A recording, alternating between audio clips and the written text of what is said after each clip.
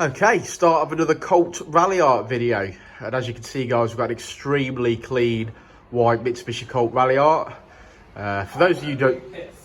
Hello, Richard. For those of you that don't know, these little Mitsubishi Colts have a 1.5 litre turbocharged engine in, and they make 147 brake horsepower standard. Now, this one's got a few modifications. So we've got a catback Scorpion system. Rich is about to pop the bonnet for me, and we will see what we've got in the engine bay. Well, I hope it's an engine. Yes, I hope so. Otherwise, we'll be in trouble today.